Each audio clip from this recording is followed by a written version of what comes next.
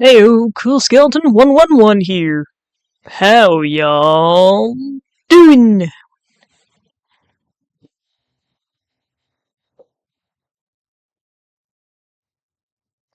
Alrighty. Today we're getting back into Ace Attorney. Hopefully maybe finishing up like a quarter of the last section of the second part of the trilogy. Whew. Well, I suppose if you're all ready to get into it. Are you all ready to get into it?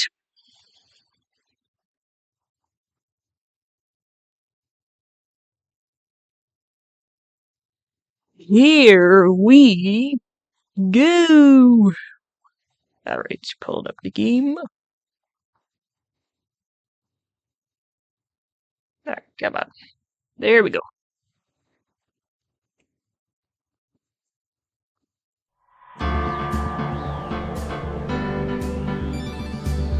Alright. Let us see where we left off. Because even I don't know.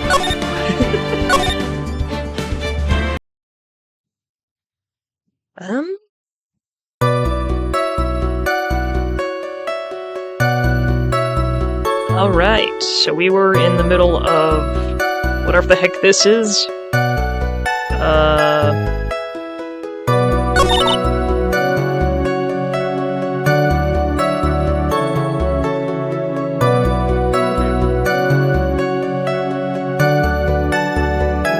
Oh yes, please be prepared for some very awkward voice acting.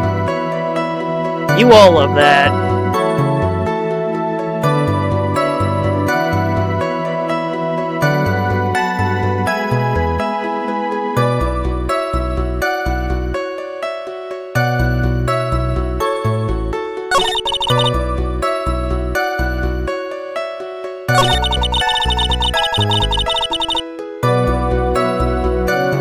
Now, hold on.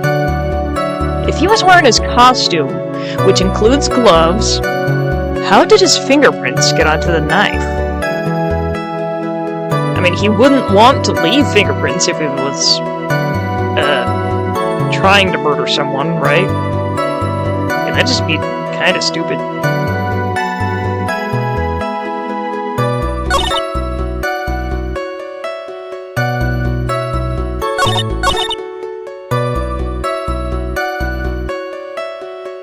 I think we're gonna present the knife here.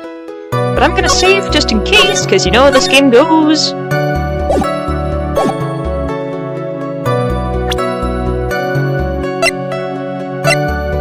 Objection! Got her. Please take a look at this. Yes? So, it's a knife. Big deal. If you're trying to scare me with that, I'll have you know it won't work. No, that's not my intention at all. Yes, the knife that was used in the murder, correct? Your Honor, do you know why this piece of evidence is important to this case? You don't even have to ask. It's because the defendant's fingerprints are on it.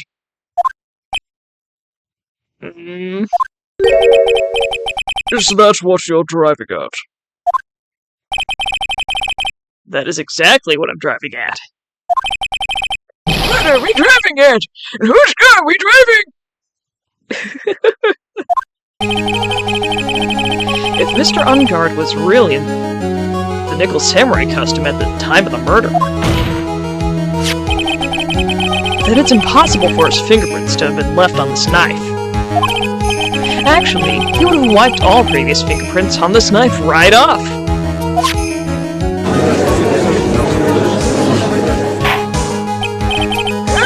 That's right. And Nickel Samurai wears gloves, doesn't he? Objection! He probably took his gloves off before he began the stabbing. Objection! And why would he do something like that? To leave his prints on the murder weapon? There's no way he would do something like that! How However, there's one possibility. Then let's hear your possibility. It's very simple. The defendant went to the victim's room while in costume as the Nickel Samurai. At that time, the defendant held no intent to murder. He was probably just going to relax and talked with the victim about the stage show. Which is why he took his gloves off. But the murder still did take place. It is well known that there was bad blood between the defendant and the victim. Yes, I've heard that before. Well, Mr. Wright, what do you have to say about Mr. Edgeworth's theory? So let me get this straight.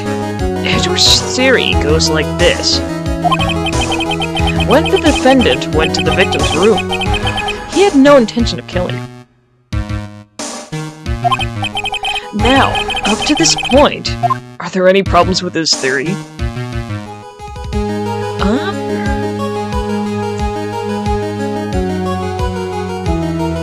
Think about it one more time. I wasn't really paying attention. I was so focused on the voicing. I think I need a little more time on this one.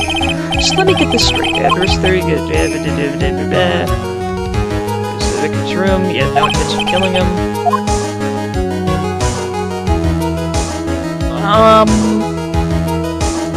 There's a contradiction. I mean, what else is there? This theory contradicts something in an earlier testimony. What are you babbling about? And now, for argument's sake, let's suppose Mr. Ungard was the killer. If that was the case, I think it's impossible for the killer to have gone to the victim's room without intent.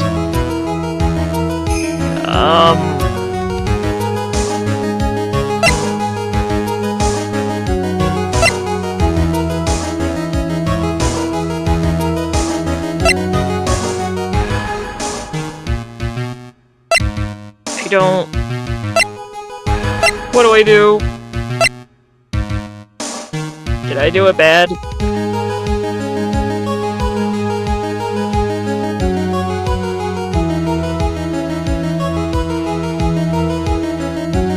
Don't know why, but I seem a little bit out of it today. That's fine, we'll just continue. And if I get too stuck, I can just use a walkthrough. Which I'm allowing myself to. Because I'm not doing like a speedrun or nothing.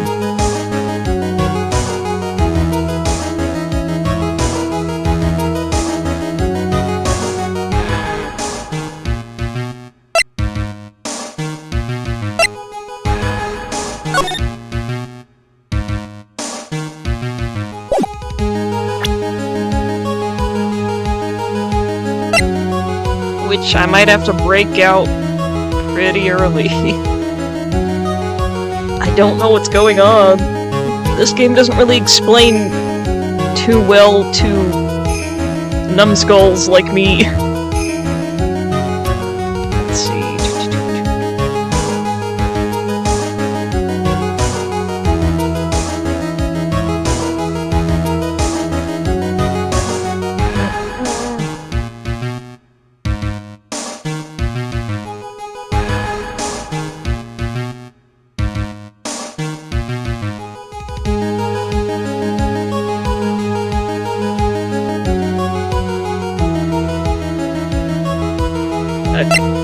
Oh yes. Okay, so I took a peek at the walkthrough, and it said present the knife. But why would he bring his own knife? He was just gonna have a chat. Take that! This knife. This was used by Mr. Ungard at dinner. Yes, we did establish that. Which means that if my client was in fact the killer, then he brought his knife with him when he went to visit Mr. Korda. I suppose. However, you just said it yourself. At that time, the defendant held no intent to murder. If that were true, then why would he be bringing a knife? He wouldn't, would he?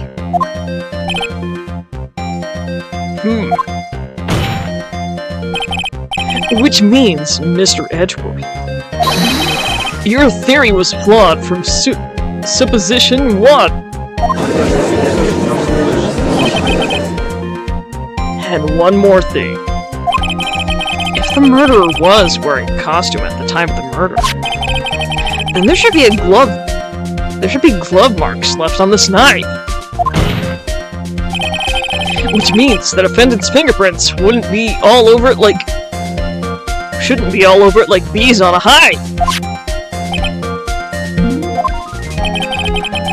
And that brings me to my final point. This knife was planted by the real killer to hide their identity and mislead us.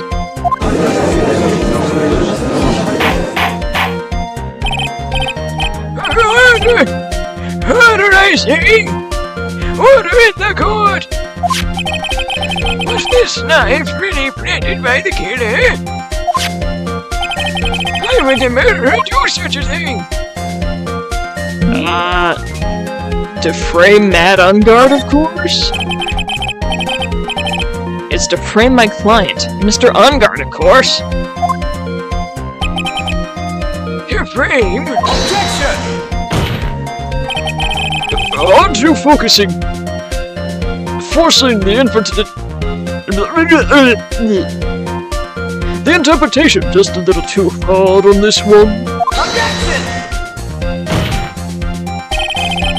But we just established that the witness saw the Nickel Samurai in costume.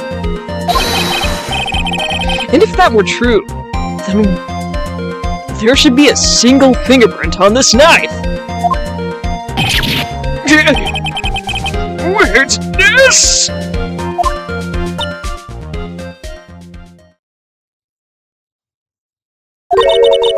Looks like I made your life a tiny bit more difficult, huh, Edgy Pooh?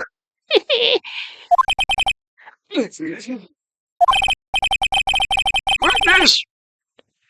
Did you or did you not really see the Nickel Samurai? Well, I guess at first I might have forgotten, but, Are you saying you mixed up Mr. Ungard with the Nickel Samurai, his character on TV? I mean, I can't really do anything about that now! Look, I was waiting around in front of that doors because, well, I wasn't waiting around for the Nickel Samurai, that's for sure.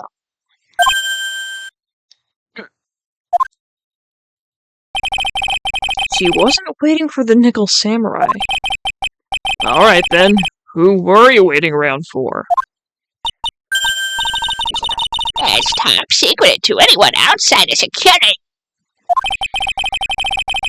I have a feeling that you were waiting for Mr. Ungard. Am I correct, witness? The way you think. You are a sad amateur with a terrible case of nearsightedness. Amateur? Me? What am I an amateur of? So Old Bag was waiting around in front of the victim's room. But doesn't it sound like she was waiting to catch a glimpse of Mr. Corda? Maybe, Phoenix. Maybe the Old Bag was waiting around for that person.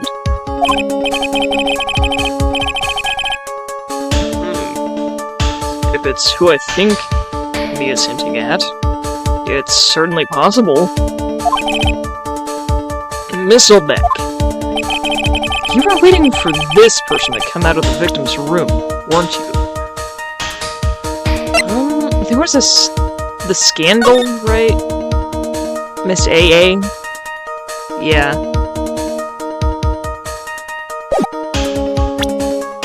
So, I suppose she was waiting for AA. So that way she could get a scoop or whatever. Take that! Who is this person? This is Adrian Andrews, Mr. Unguard's manager.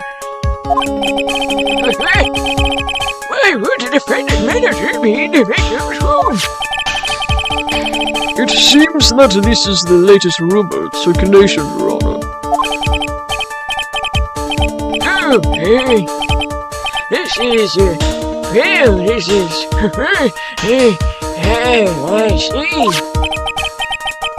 The judge seems to be really into the article.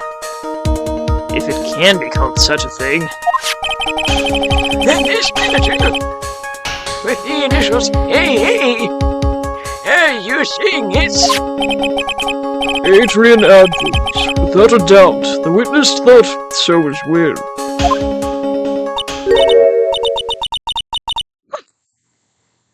Looks like you found me out. Well, that's fine. I can throw away this whole sworn confidential stuff. Then, Witness? What in the world are you? Watch out, Phoenix! A bad feeling about this. A very bad feeling. I got some information. Some very secret information from a certain source. So that's why I was doing my own little investigation. In secret, of course. What for? Just for myself. Personal reasons and all that. Well, Mr. Edgeworth, how will you proceed from here? I really don't want to do this. However, I cannot simply let this point slide. I see. Very well then. Witness, please testify about this secret information. Get ready. This is going to take the wind out of your young'uns. I'm sure we're all capable of handling this. But really, it's not like we're 10 years old. Secret information. Unguard is an evil one. Evil man. He thought he could ruin 4-1 by causing a huge scandal. So to do that, he sent his own manager to get in close with Warren. I cannot condone such dirty tricks, so I took action. Oh, and this is top secret. You got that? Nobody else but you and me can know yet. Okay? Jeez. The defendant sent his manager? What a distasteful topic for this court! What? Nobody above gossip. It isn't their saying. The truth is never present. Never heard that one before. Mr. Edgeworth, what about this Adrian Andrews person? We have looked into this matter and found that the truth the article proposes is in fact baseless gossip. But shouldn't this be true? It proves that the defendant did bear ill will towards the victim. So this means I have to smash this rumor once and for all. Now then, Mr. Wright, you may cross-examine the witness. Be careful. The old bag seems rather excited right now. That's right. Unguard is nothing but your effort for blooded youth. Well, as the old saying goes, you gotta burn old bags of fire. What? Time to fire up the afterburners and hit the highway to the danger zone. What?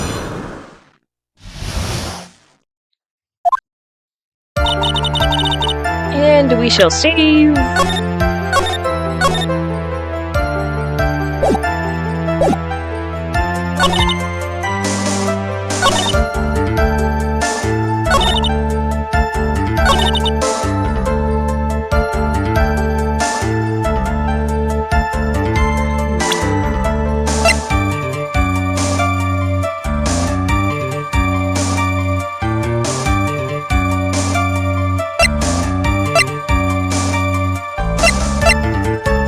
We have to...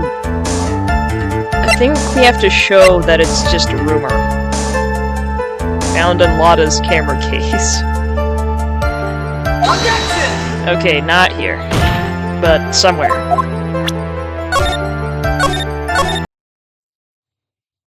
Might need to press a little bit.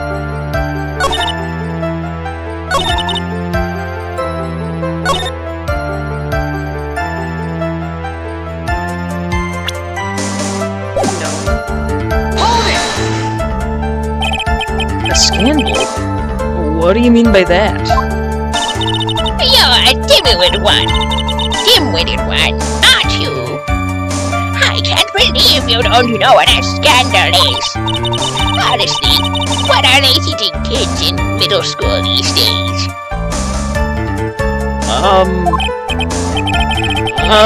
No, I wasn't asking what the word scandal meant, even though I know that much. Well, that ungot thought he could hold a monopoly on popularity. Okay, it's not there.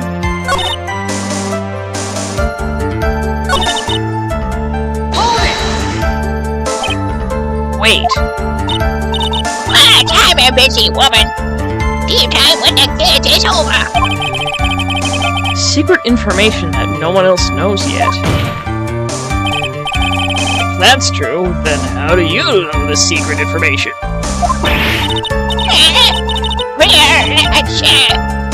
Because I'm a pro! Yes, that's it! It's a secret! Even if you drill a hole into my brain, you'll never figure it out! How in the world did that old bat get such a secret piece of information? I'm gonna present evidence. Because I think I know who stole Lotta's camera. So no one else is supposed to know this secret information, correct? If that's true, then why do you know it, Miss Oldbag? Why are you looking at me like that? Stop it! Witness! I hate to say it, but this is how you came to acquire secret info, isn't it?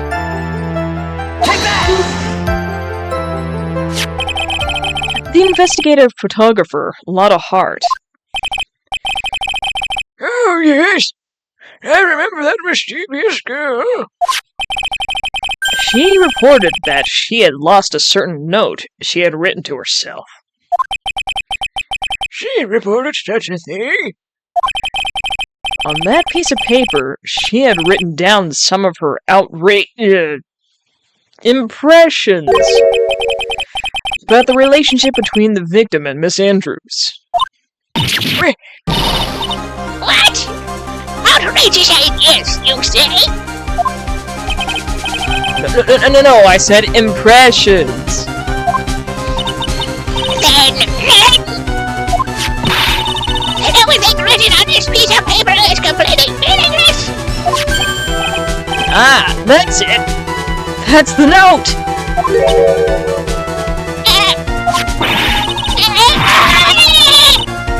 No! You see, this is something completely different. This is my top secret list of groceries to buy!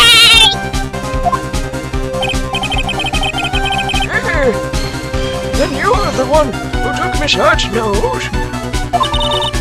I'm a huge fan of wines, that's right!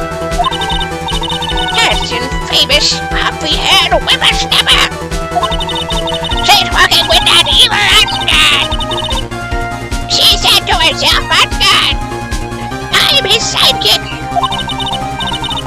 was so happy, smiling like a silly duck. I was only taking one cigarette and...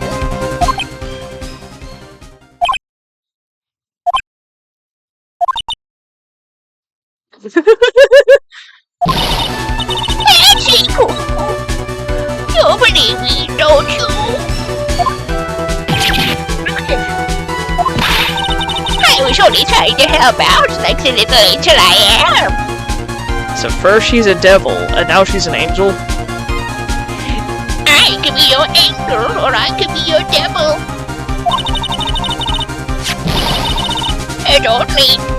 It's only a little piece of paper. I've never taken anything else before. You really should come with a supply of cheese to match your vintage wine. It's only a piece of paper. I suppose we can overlook this just wristwatch. She looks like she's really sorry. Should I forgive her? Should we forgive her? Should we forgive her? I still think the camera's missing.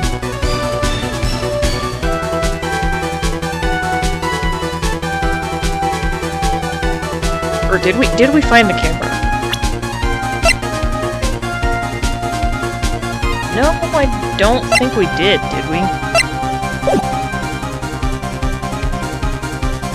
I'm gonna pile on more pressure.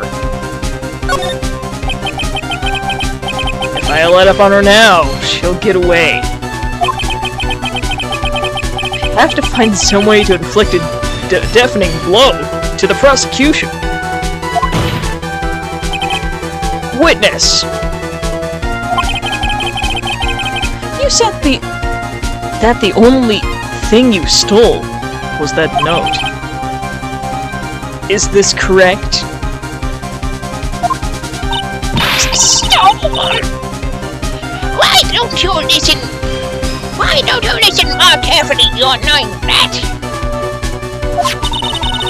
I saved this piece of paper from the terrible lonely trash can. That's all. You're lying, dang it! And I can prove it! Now you're putting my credibility under scrutiny again. Miss Oldback. I don't believe that the note is the only thing you stole that night. Take that! Miss Oldbag. That note was with a camera inside its case, wasn't it? Hey, camera! Yesterday, Lotta Hart was raising a huge stink over her camera. She kept saying something like, "My sweetie $1,600 camera disappeared on me." Hey! Witness! What is it, Grams? If you have the note, then it is only logical that you have the camera too. Yeah. Looks like you found me out again, Sonny. Is this the camera you're looking for? That's... What? Even though I look like this, I'm still a person, you know. I still eat meals like you, I fall in love, and I borrow things from people. borrowing. I think your definition of borrow is a little off. I saw that woman's business card, and that's when I noticed it said, Steinbeck Celebrity Photographer Extraordinaire. Well, when I saw that, I had to know what sort of pictures she had taken. I'm a professional security guard. It's my business to know these things.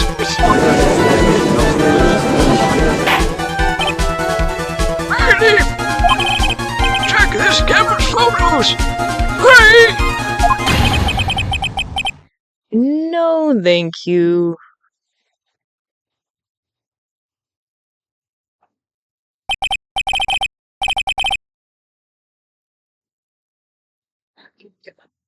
Trying to remove.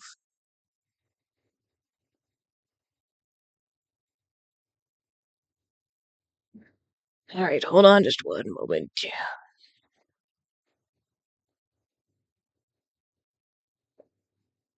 There we go. Don't need none of that in here. Alright. Well, Mr. Edgeworth, what do we have? There's only one photo that seems to be relevant to this case. Please present it to the court.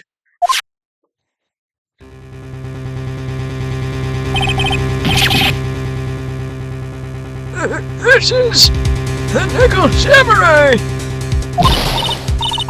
See, I told you. This guy. That's the guy I saw. Which proves that the witness was not lying early about this matter. Lotta's photo entered the court record.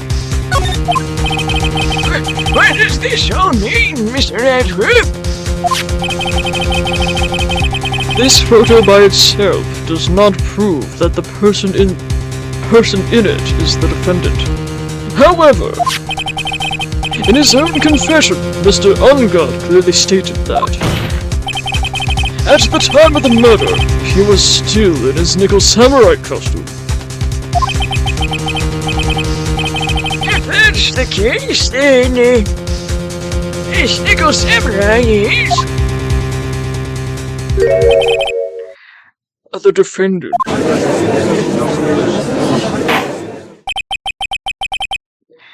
How did it come to this? I think this brings us to the end. We have examined every piece of evidence thoroughly. Final comments, Mr. Wright? The court will consider them before we close. Do you agree that this photo is decisive evidence against your client? If this photo really is decisive, then we're done for. But if I raise an objection here and blow it, then I would put Maya's life in jeopardy. I can't make a mistake here. There's only one road out of this mess. This photo that Lotta took, there's something strange with it. There's something strange with this photo. I knew this was coming, Wright. Your thoughts, Mr. Edgeworth? I think we all can agree there's nothing strange with this photo. There's no way for the defense to debunk this photo, even with a bunker buster. I have no idea what that is. Debunk with a bunker buster? Is that what you're planning to do, Mr. Wright?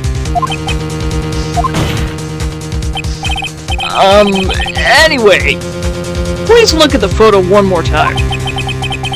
If you really believe you can honestly find something wrong with this photo, and you should only need one chance, correct? Let me just take a look at something real quick. I can see his grippers, whereas in that one photo, do we have it? Yeah, there's a lot of fabric on the ground for some reason. So that is weird.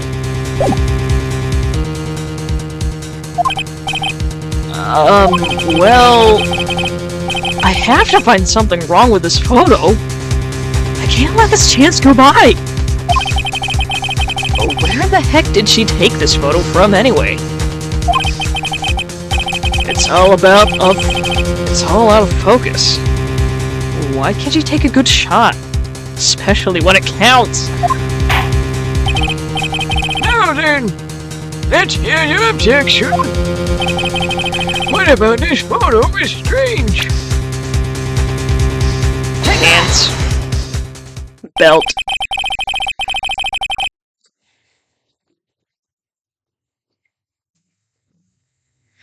I would like to direct the court's attention to this one area right here. Where are you pointing to? His ankles? If you could see this person's ankles, what would be one thing? That would be one thing. However, you can't. And? What does that mean? The costumed person in this photo could not have been Mr. Ungar. What is the meaning of this? Objection! I wonder if you would care to elaborate. With actual facts, that is. Well, let's take a look at the Nickel Samurai's poster. Please pay particular attention to the area around the bottom of his hakama.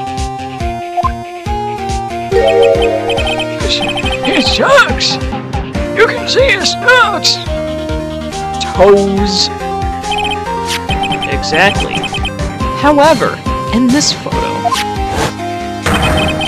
the Nickel Samurai is clearly holding his hakama up just to walk.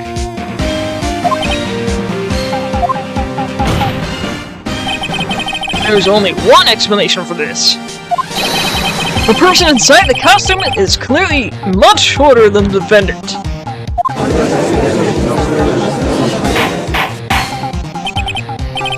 Oh, wait.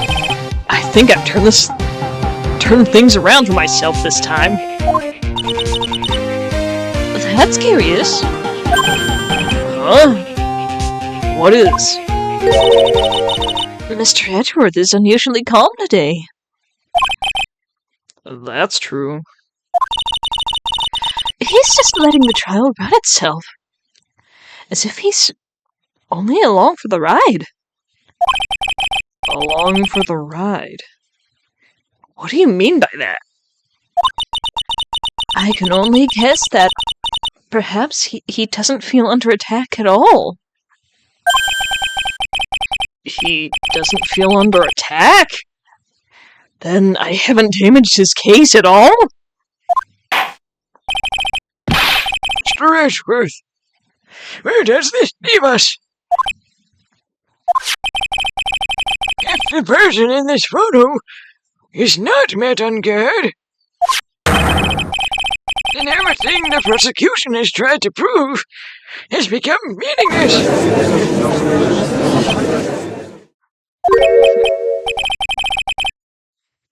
I figured it would come to this. What? Right. I have something I want to ask you. I think you have proven that the person inside this costume is not Matt Ungod. In that case, who is this a photo of?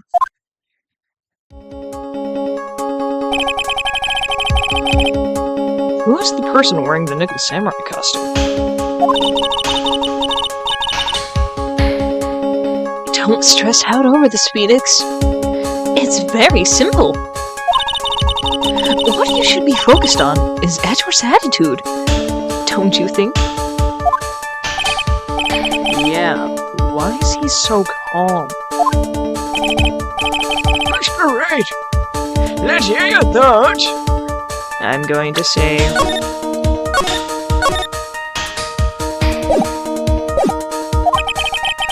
Who is this person in this photograph?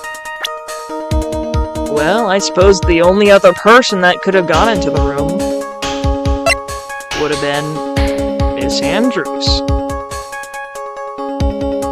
Take that! Didn't it say something, like, earlier that she's a little bit shorter?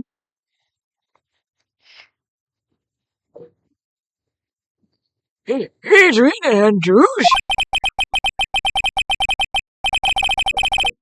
If you want to know who that Nickel Samurai is, it is none other than this woman. And why would you say it must be Miss Andrews? What in the world points you to her? For starters, she's short. Yeah. And she can freely move in and out of Mr. Ungard's room. Finally, she had dinner with Mr. Ungard that night. And how does that all add up? I mean, that it makes it very easy for her to get to a certain item. A certain knife with Mr. Ungard's fingerprints all over it. A knife? That was used as a murder weapon. Why don't you just say what it is you want, Wright? I don't know, why don't you share your feelings with me instead of bottle them up?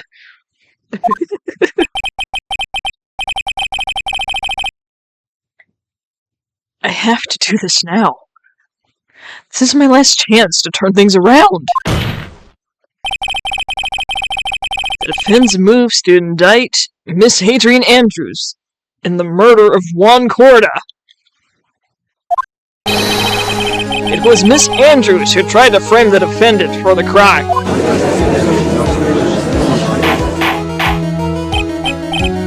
Murder! Murder! Murder!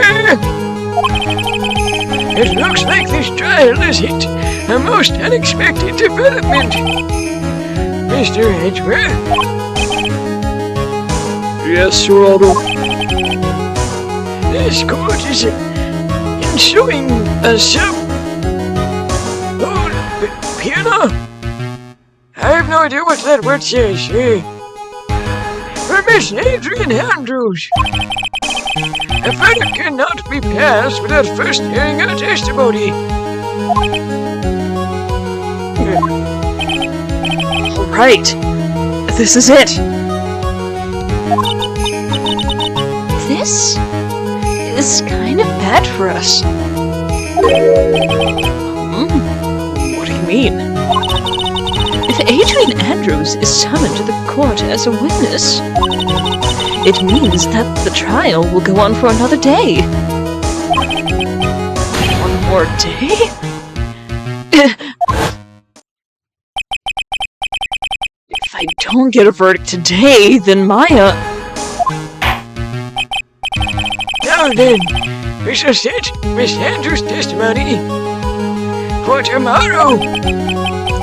What am I supposed to do? The judge is about to adjourn the court.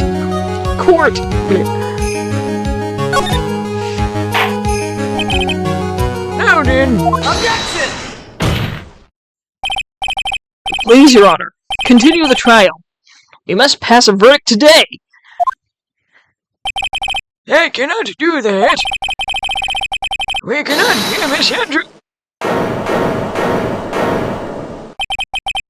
I am bored wasting such valuable time. Edgeworth? Your Honor, I request that you please continue with today's trial. Edgeworth! Bert! We cannot continue due to this unexpected development. Unexpected development. I think you underestimate me, Your Honor. And what do you mean by that? That Mr. Phoenix Wright would slave his way to some named Mr. Adrian Andrews is all happening according to plan, even if Wright was a bit slow to catch on.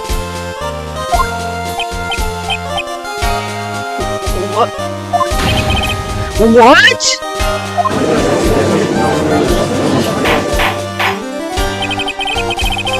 What is the meaning of your statement, Mr. Edgeworth? Miss Adrian Andrews is currently waiting in the prosecution lobby. She is the next witness. Everything was planned out in advance by that man? Somehow, I knew there was no way Edgeworth would overlook Miss Andrews.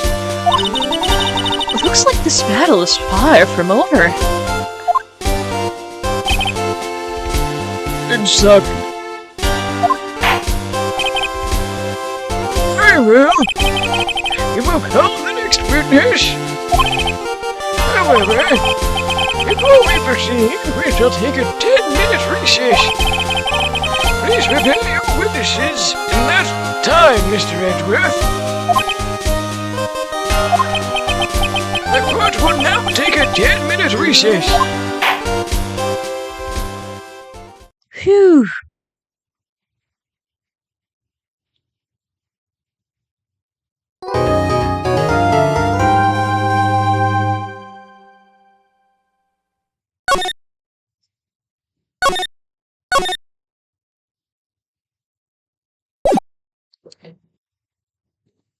Alright, part 2 of the trial.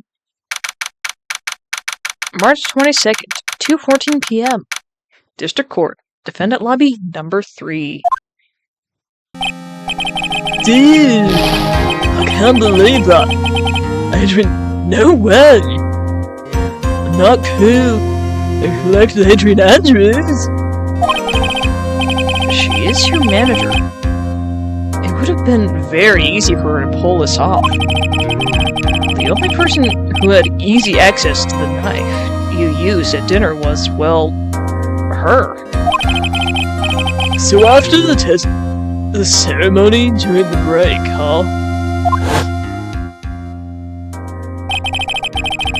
I was sleeping like a log the entire time. See? She could have also easily planted that blood-covered button in your hakama. Cause she was the one that came to wake me up. Then, dude, you're saying it really was her? Yes. She is the real killer. She was the one who murdered Juan Corda. But why? I thought she was buds with Juan. She has her own agenda. Her own agenda? What are you talking about? I'm sure you'll see by the time this trial's over. It'll be alright. I'll get you acquitted by the end of the day. Get me a burger that's refreshing like a spring breeze! Okay, Mr. Lawyer Dude? Phoenix? You think her motive is related to Celeste Impact's missing suicide note, right? Yes. Miss Andrews depended on Miss Impacts as her strength and reason to live. Then Miss Impact suddenly killed herself. It sounds like she left a suicide note, and the person thought to have hid it. Is Juan Corda victim of this murder? And that's why I think that Miss Andrews got close to Mr. Corda. All to get the suicide note back. That sounds plausible. But one thing bothers me. What? Who was it that first told us about their relationship? Better stated, Miss Andrews' dependency issues with regard to Miss Impacts? It was Edgeworth. It looks like he's still the one in command of the ship. Don't let your guard down yet.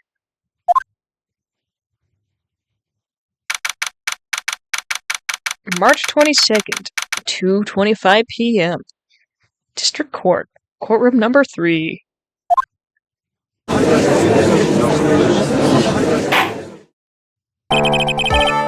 will now reconvene. Now then, Mr. Edgeworth, if you please. The prosecution calls the witness, Panera. By this court, Miss Adrian Andrews, the person who discovered the crime in Mr. Juan Cordo's room.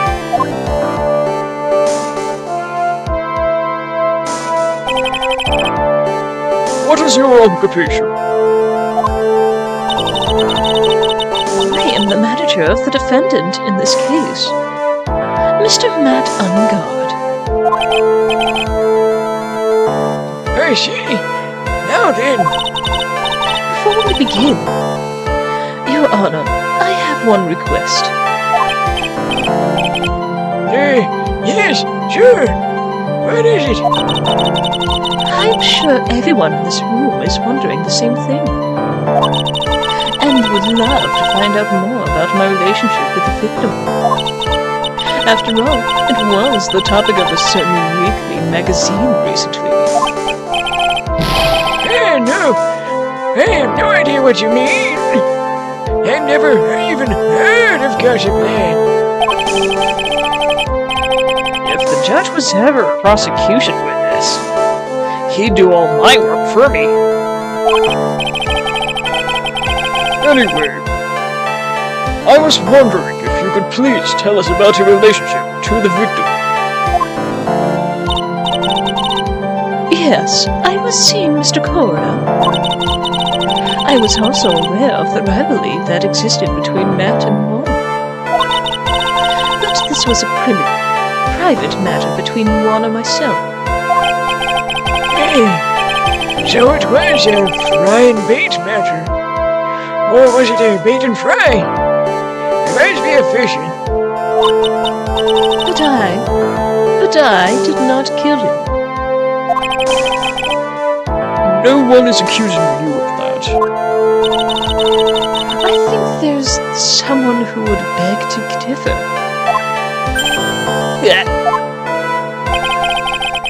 I think we understand your relationship with the victim now, Miss Andrews. Very well then. Witness, please testify to the court about what happened when you discovered the murder that had taken place.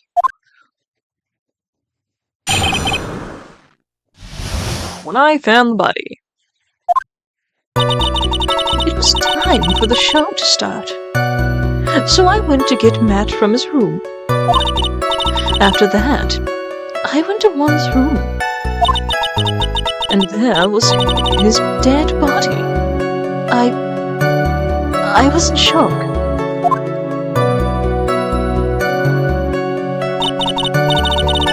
What I saw was naturally the exact same scene as in the crime scene photo. I felt as though I was about to faint. So I poured myself a glass of juice. Why would you pour yourself a glass of juice if you were about to faint? Wouldn't you, go get the hotel staff, call the police first?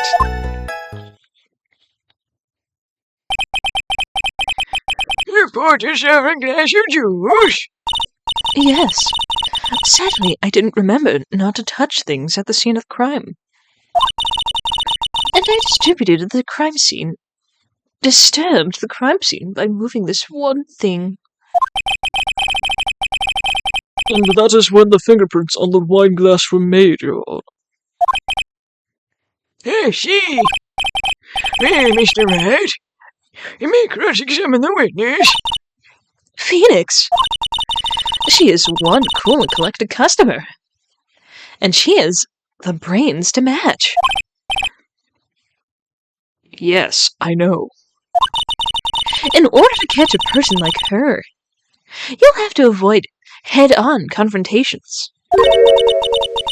You should disrupt her by pacing. Disrupt her by pacing?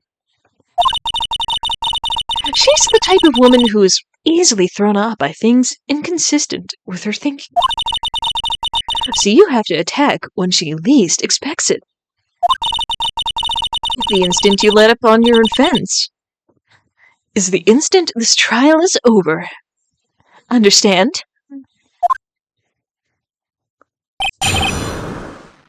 Hooray! And saved again.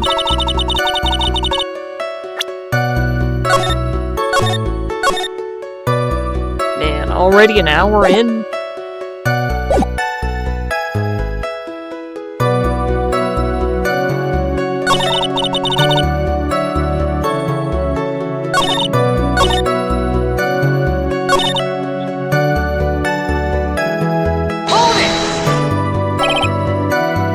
Juice? Yes. There was a bottle of tomato juice on the table, so I helped myself.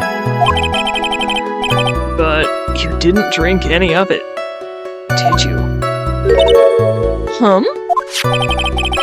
There were no lid marks left on this wine glass to suggest that anyone drank from it. I wasn't feeling terribly great, so I set the glass down without drinking it. Yes.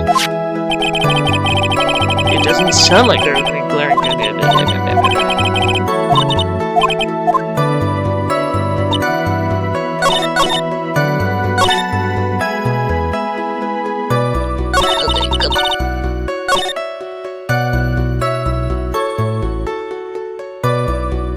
The same as the scene in the crime photo.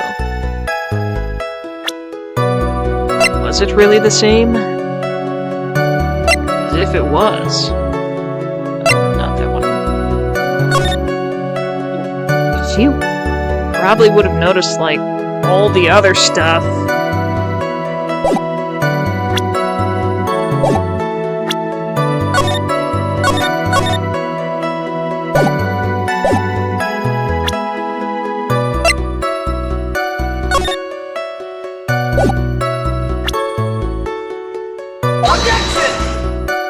Okay, that wasn't it. I really don't want to press on stuff I don't need to.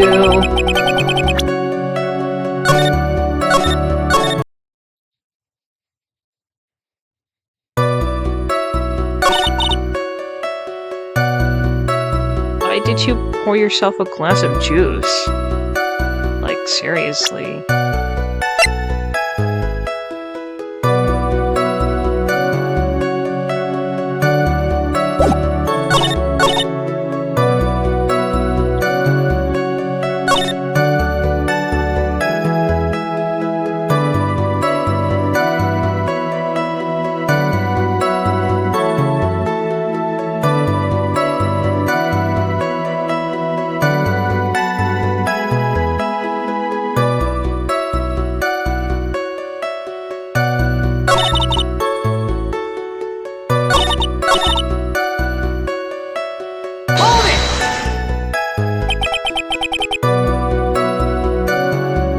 You were in shock? What? Was I not supposed to be? Miss Andrews is a very calculating person. And despite how close they were, I doubt she had romantic feelings for Mr. Corda. Anyone randomly stumbling upon a dead body would be in shock. And you can certainly expect that a young beauty like her would not be shocked.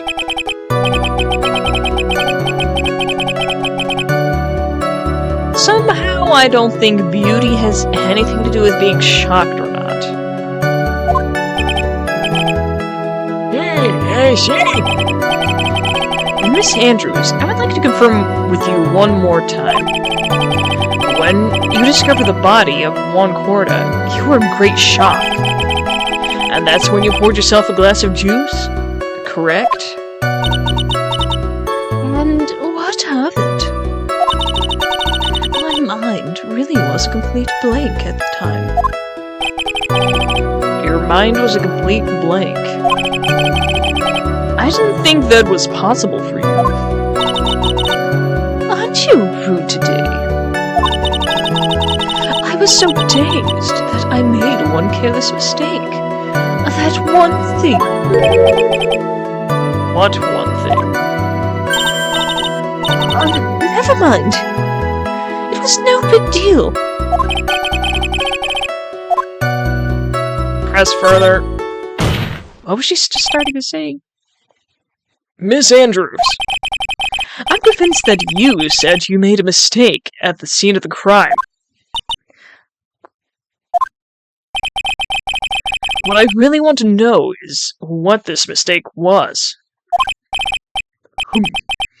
Actually, so would I. I'm so sorry. It's kind of embarrassing. When I set the glass down on the dresser, I accidentally knocked the flower vase off.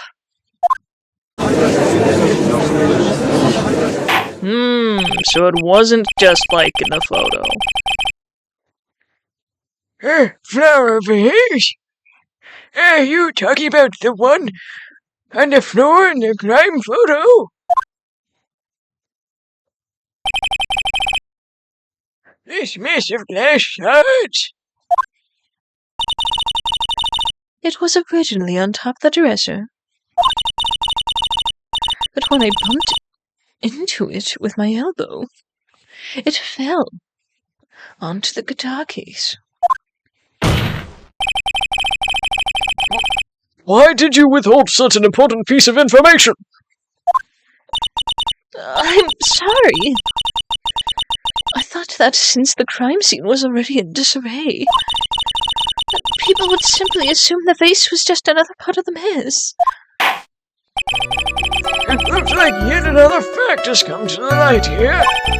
Please add this and anything else you have to reveal to your testimony. I'm sorry, but I have nothing more to add. I didn't touch anything else.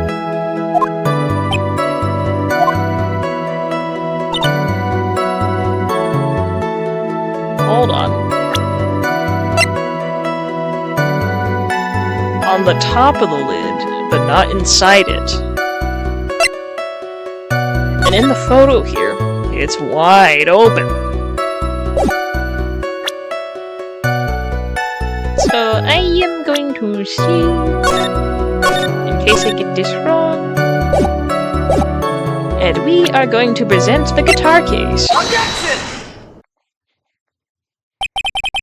You testified that you knocked the flower vase over. Is this correct? Yes. And are you sure it fell onto the guitar case? Is there some problem with what I said? It's not some problem. It's a major problem. It's true that the top of the guitar case was wet with water. However, that's exactly what is so strange. Miss Andrews, you testified that the vase fell onto the guitar case. However, if that was true, the case should have gotten wet on the inside, not the outside.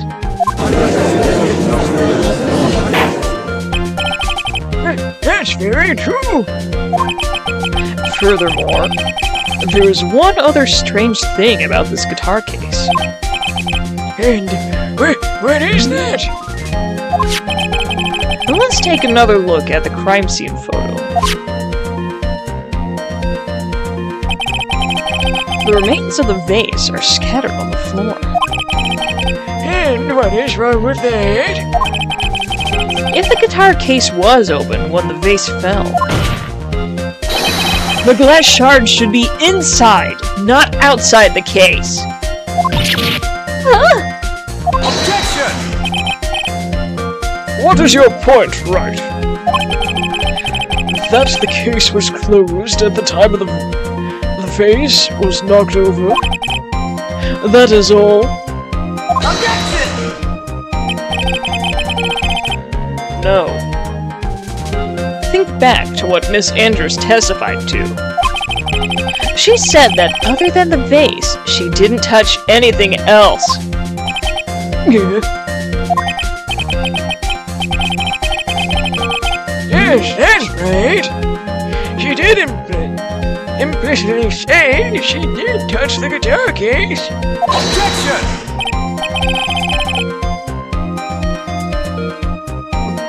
But this whole matter with the guitar case is a dead end. The bright red guitar was found at the studio. It has no bearing on this case at all. That may very well be. However... Yeah, the empty guitar case does seem to have no relation to this case, does it?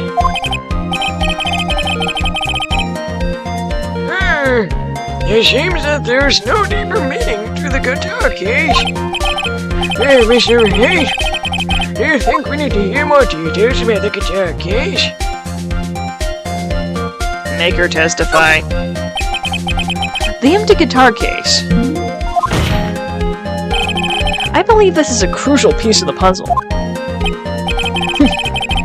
I can't believe anyone would reach for straws like this.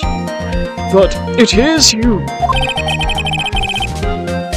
I can't believe I'm doing this either.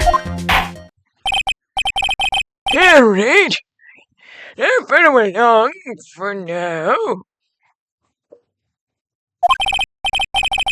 Miss Andrews, please testify to the court about the guitar case.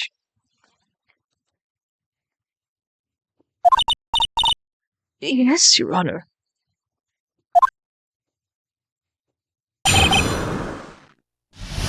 The guitar case.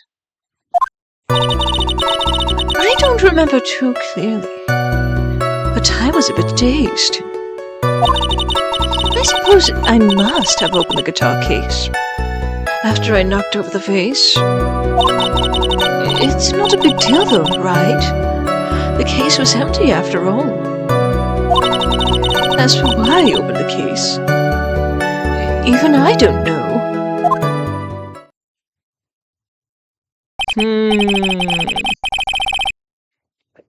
Hey, it looks like this really wasn't a very important point. This wastefulness is such a familiar feeling. By now that it's almost comforting. Anyway, I'll just go ahead and start the cross-examination. Using anyway to change the topic. A convenient escape for a weak man. Jeez.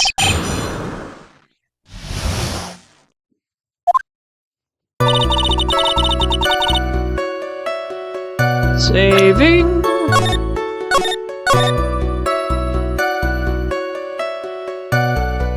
Right, and...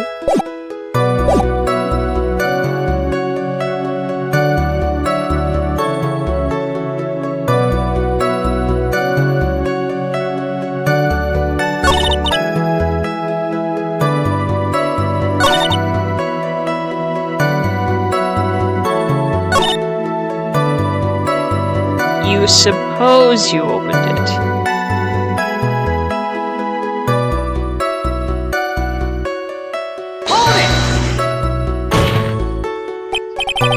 So, you opened the guitar case then? Yes. Well, maybe.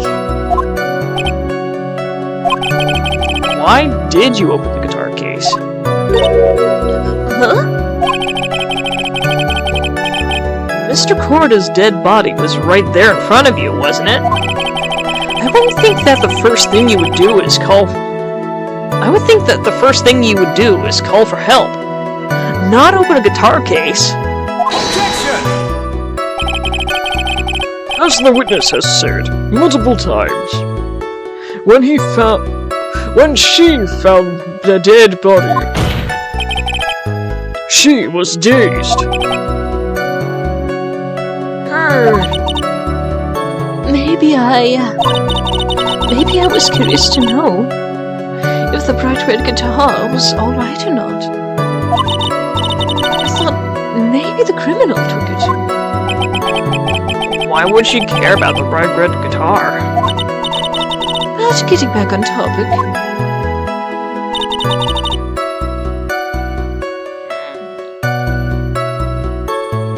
Interesting.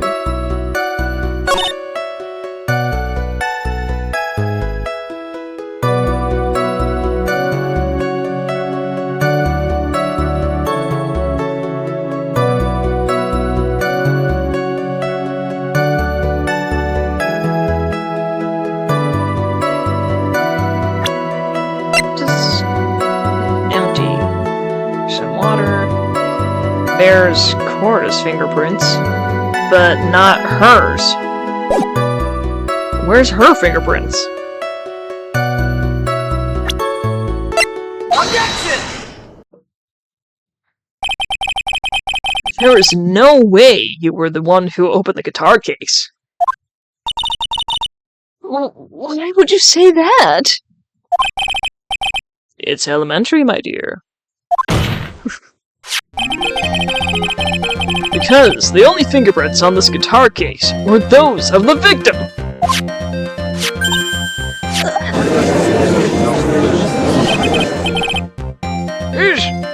What is it, Miss Andrews?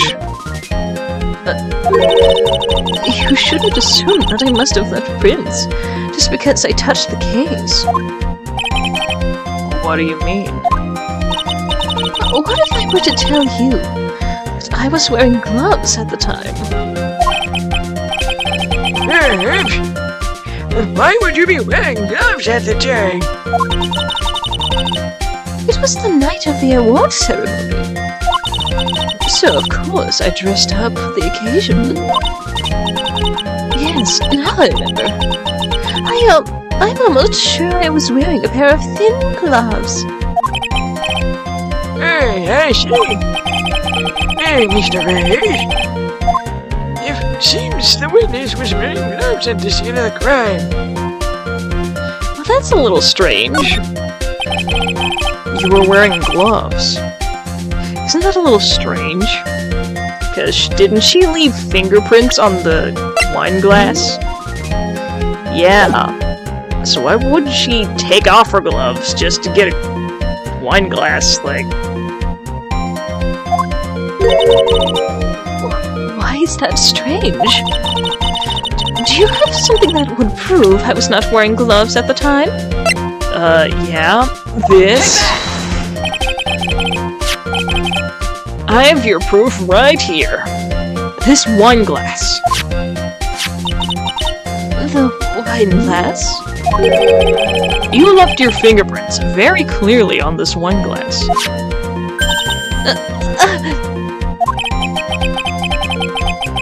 Even if you took your gloves off when you poured yourself this glass of juice, wouldn't you think it was just a little strange that you put your gloves back on just to open the guitar case? Dang, we got her!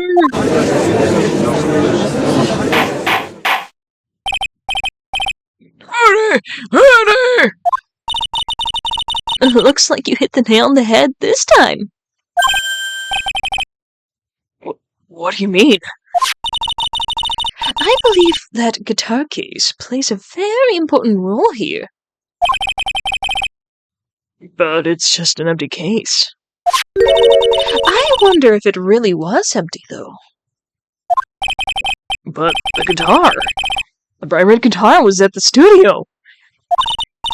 Phoenix, drop all of your presumptions. What was in the guitar case was not the bright red guitar. You don't mean... It was a bright white guitar? Wait, that's not right either. Hey, I admit it would be unnatural for someone to do that. So the witness was not wearing gloves, despite the fact that on the case... Objection! Your Honor, this is obviously the friend's usual misdirection tactic at work. Steer the court toward an unrelated topic and lull us all into his misguided... Objection! No, Your Honor. Please recall that Miss Andrews had testified that the vase fell onto the guitar case, which means that the case was closed when the crime took place. However, it was wide open in this photo of the crime scene. I'm sure this guitar case has some relation to the murder. Objection! If you're so sure, Wright, then I'm sure you can somehow substantiate your outrageous claim, correct? Please enlighten us all as to why the guitar case has anything at all to do with this murder.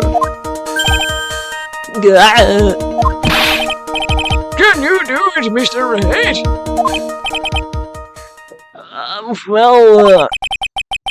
Let's suppose for a second that the bright red guitar was not the only thing that could have been in the case. The bright red guitar not being the only thing. You don't mean to suggest that it's a black guitar?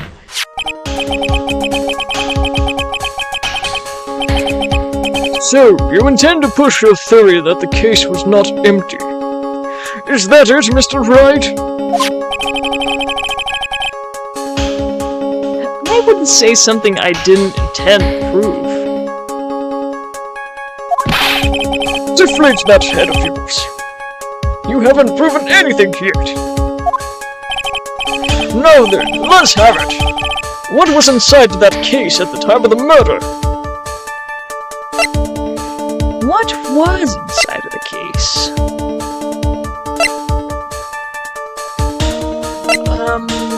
No.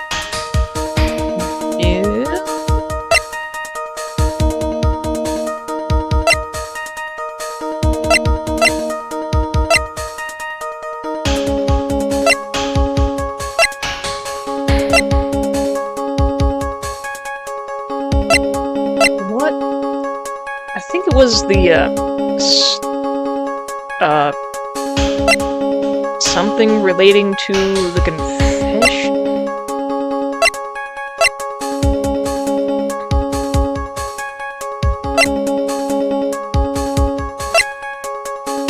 I don't know.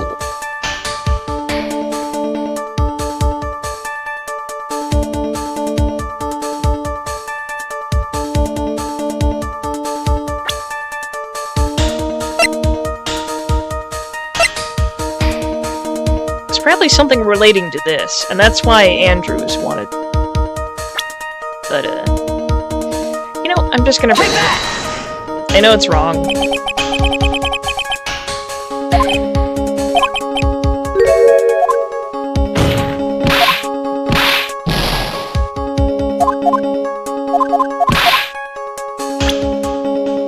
Okay, trying this. Okay, not that either.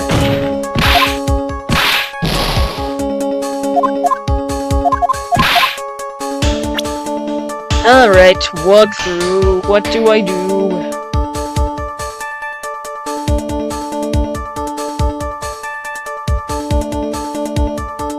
What? Walkthrough says to present this.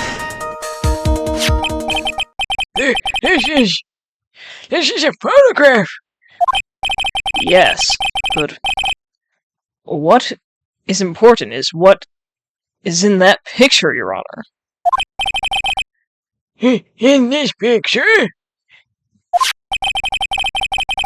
It doesn't take a genius to see what I mean.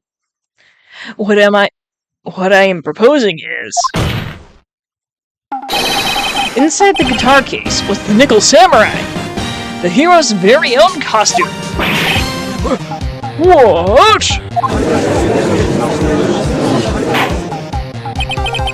Mr. Wright, explain yourself. Mr. Wright, Are you saying that the witness opened the guitar case to take out a costume? What insane point would there be to doing something like that? I have no idea. That insane point would be to wear the costume, of course. Miss Andrews put it on to hide her identity so she could make her escape. After all, you couldn't let anyone see you leave, could you, Miss Andrews? I refuse to accept your theory. Do you have anything to support such a preposterous idea? Just outside the door was an investigative photographer who was starving for a big scoop. And in the end, she managed to get this shot, correct? You mean this photo?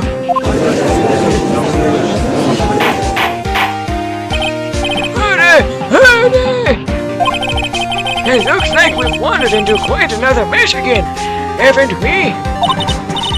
Nice job, Phoenix. Well, you know my strategy. Speak first, think later.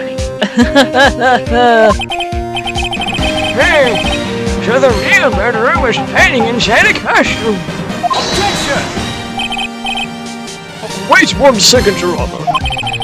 The Nickel Samurai's costume would have been Mr. Matt Ungard's. Why would something of the defendant's be in the victim's room? And inside the guitar case, of all places? Good question. Why don't you answer that?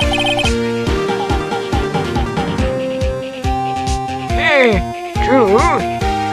That is a little baffling. Mr. Wright, the court would like to hear your thoughts. What was the Nickel Samurai's costume doing inside the guitar case? It was a spare costume? Mr. Ungard did not take his costume off during the break period. In that case, the costume we are talking about was a spare one. What? And are you saying that on the night of the murder? There were 2 Nickel Samurai costumes at the Gatewater Hotel? Yes, that is what I'm saying. And how do you explain the costume that was inside the guitar case?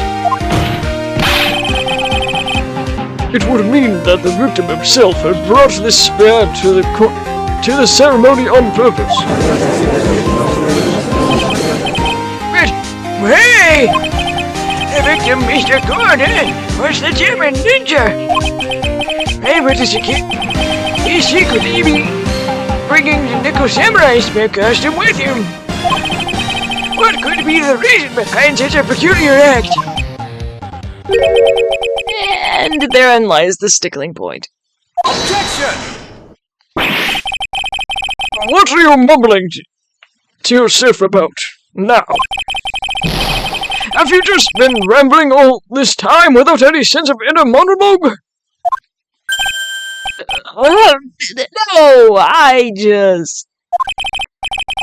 Mr. Wright, please explain yourself. Why do you think the victim had a Nickel Samurai spare costume? Phoenix, are you sure you can explain this one? Think carefully before you answer. And then answer with gusto. I believe in you.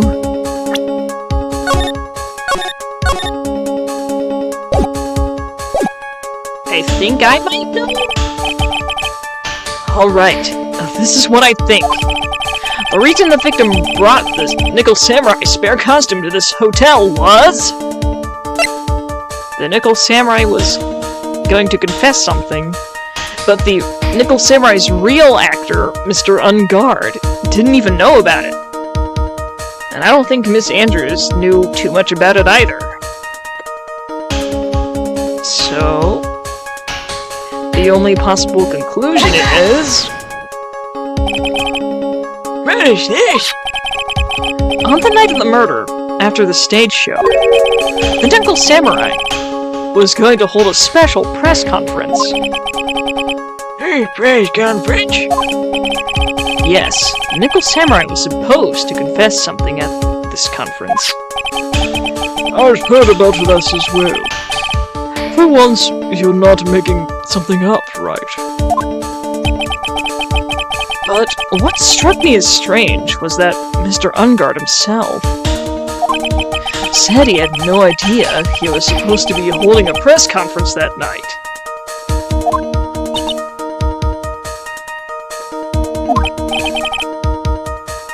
Really? How can that be? How can that be? The way I see it, that can mean only one thing. The conference was set up by none other than the victim, Mr. Juan Corda himself. The victim? Yes. The spare nickel samurai costume was prepared for that very conference. Mr. Corda was going to hold the press conference as the Nickel Samurai. He was going to dress up as the Nickel Samurai and hold a conference. But why would the victim do such a thing? That's something I don't quite know yet. However, what I'm concerned with right now is what he intended to reveal at that conference. The Nickel Samurai was going to confess something. And by confess, I'd wager she was going to reveal something about himself. Which means that Juan Corda, posing as the Nickel Samurai, was going to speak about Matt Ungard. Yes, I guess that is what it would mean.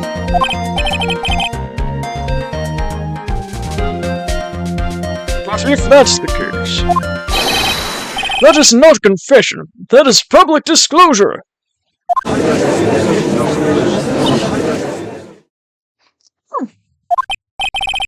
Miss Andrews?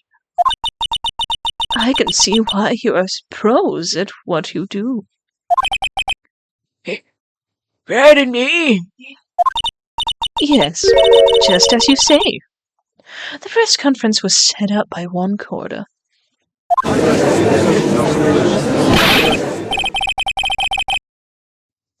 Miss Andrews, please offer an explanation to us.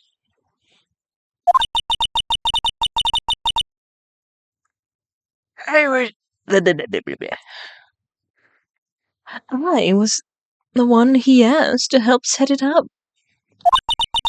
And the person who prepared the second costume for him. That was also me. You?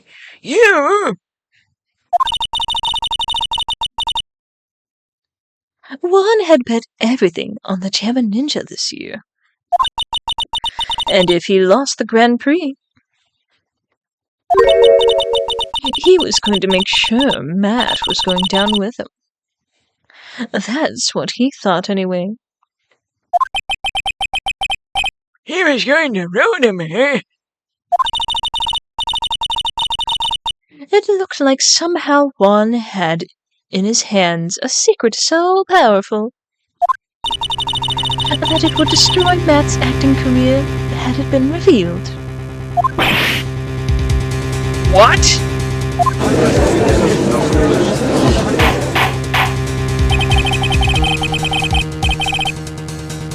And do you know what the secret of Mr. Ungard is, Miss Andrews?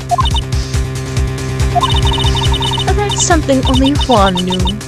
I don't know what it is. I see.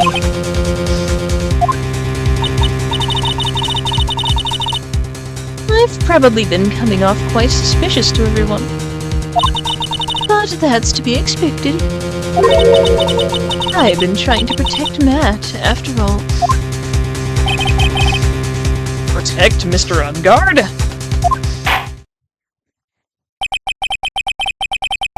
And yet again, another strange bit of truth comes to light, it seems.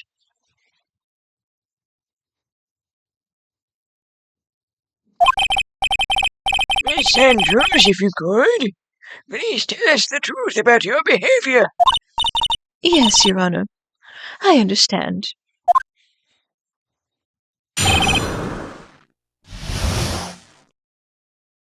All right. Protecting Matt Ungard.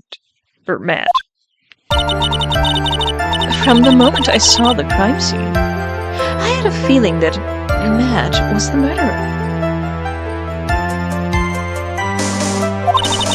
Matt had to kill Juan, no matter what. And he didn't have an alibi for what he was doing at the time of the murder. My thoughts were confirmed by the evidence, of course. The button and the knife. But I'm Matt's manager, so I felt I had to protect him.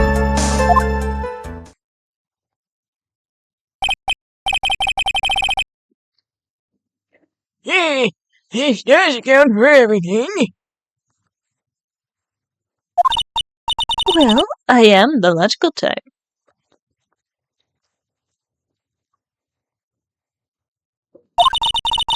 We're finally seeing her true self.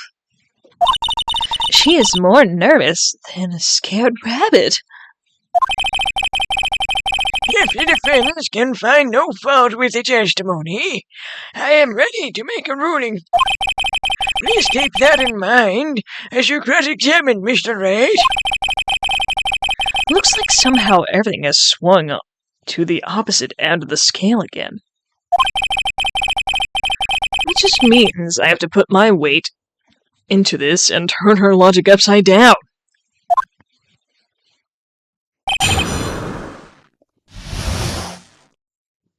Alright. Saving.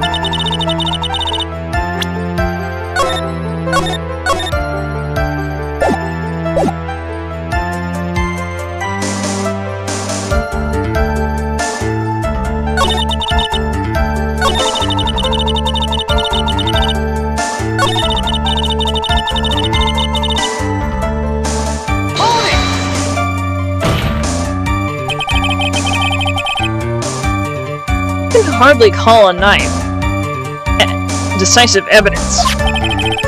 The fingerprints on the knife could very well be a clever camouflage. But then, what about the button?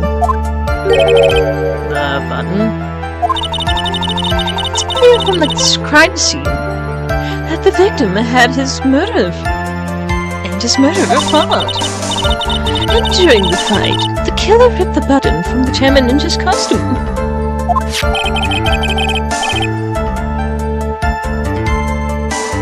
We're talking about this button, correct?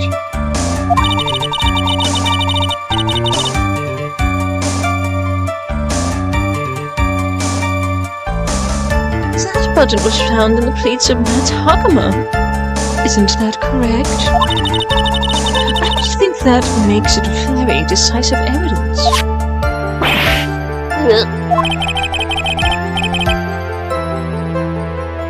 Looks like you were out for again, Mr. Wright.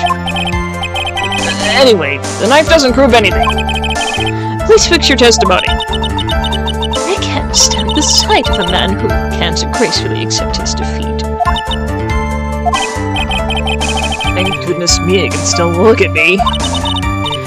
With an icy stare, yes.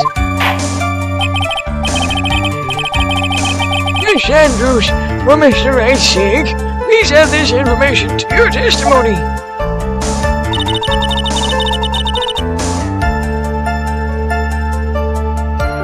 Let me just take a look real quick.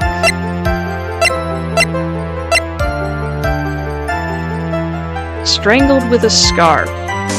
So he probably wouldn't have put up much of a fight, since he's, well, unconscious.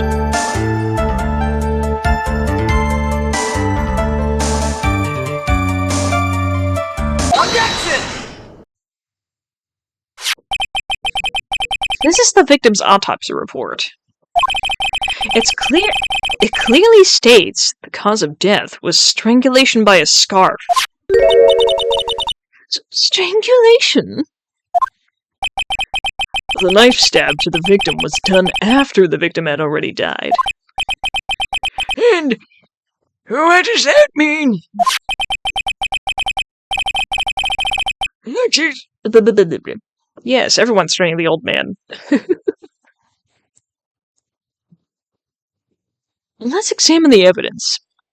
This button has the victim's blood on it, which would mean that it was ripped off of the costume when?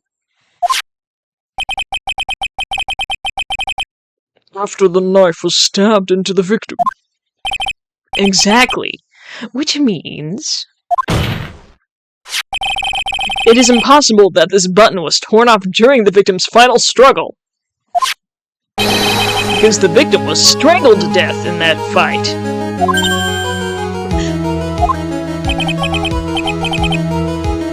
That's right, Miss Andrews. There's no way this button was ripped off during the struggle. This button was consciously pulled off by the victim's already dead body.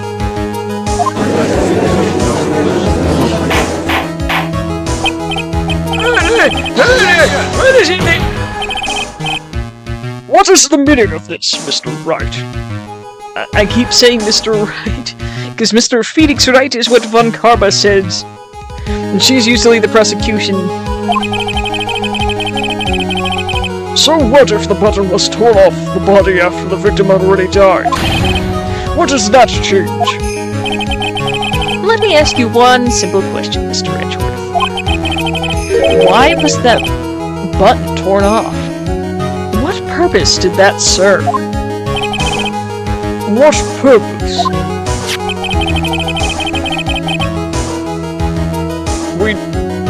We now know this button was not torn off during the fight.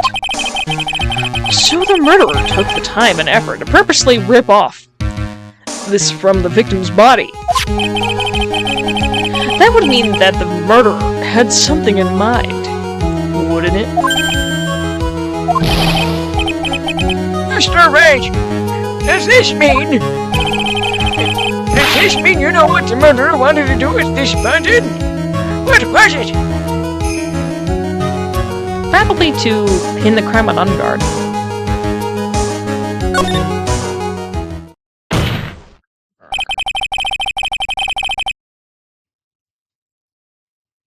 There's only one logical reason for doing something like that.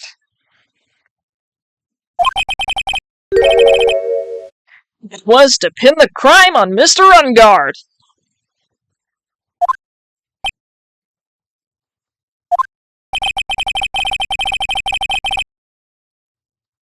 There's no way anyone would put a bloodied button in their own pants. That's right. Mr. Ungard was set up! By the real killer, of course. And the real murderer is... Hey, Mr. Wright! Who in the world is the real killer then? Finally. I can't believe I managed to bring this trial all the way up to this point. Phoenix, you can't let your guard down yet. Not until the very end. The real killer, this person who planned to frame Mr. Ungard is...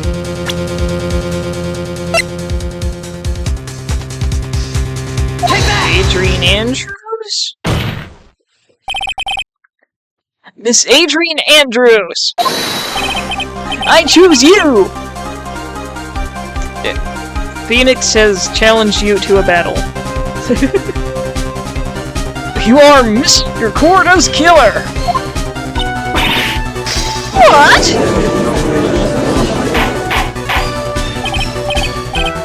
Murder! Mr. Wright! This is a very grave matter! Do you have any evidence that supports your charge?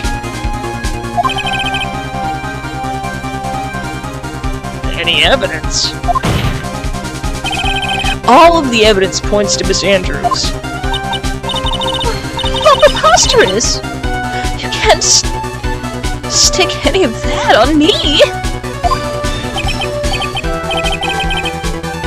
I can't, can I? Would you care to test me? Then what about this knife? The knife used to stab the victim after he had already been strangled to death. It was used to throw suspicion onto Mr. Ungard naturally. A knife covered in the defendant's fingerprints could only be taken from his room. And the only one who had dinner with him and knew which knife to take was you!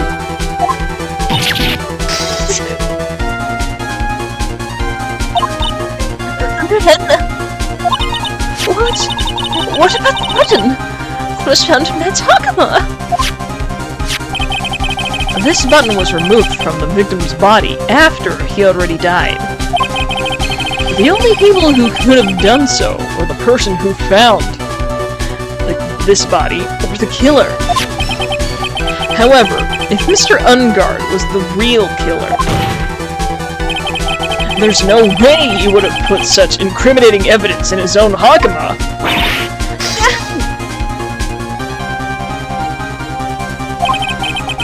The only person who could have put this button into Mr. Ungard's Hakama is the person who went to wake him up from his nap, which is you, yet again, Miss Andrews.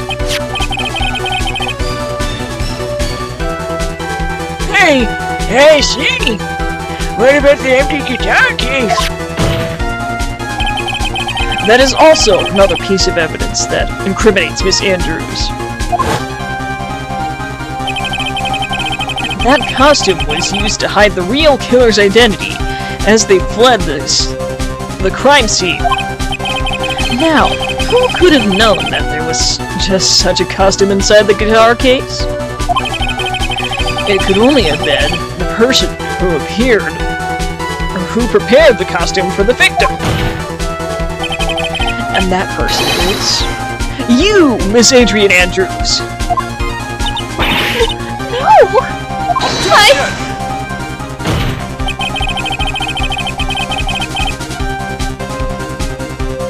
Miss Andrews' fingerprints were nowhere to be found on the guitar case. And it was you who proved that she was not wearing gloves at the time. Hey, that's right! That's because she did not intend on leaving any prints. If anyone had found out that she had touched the case, they would have asked her why. To avoid leaving any prints, she used a towel or something else to open it. But the glass of tomato juice is a different story. Miss Andrews purposely left her fingerprints on the glass to show that yes, indeed, she was the classic dazed discoverer of a dead body!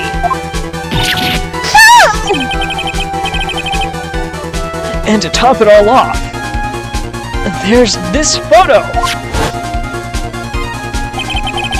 A photo of the killer as they exited the scene of the crime. No reasonable person on Earth can believe that this Nickel Samurai is Mr. Ungard!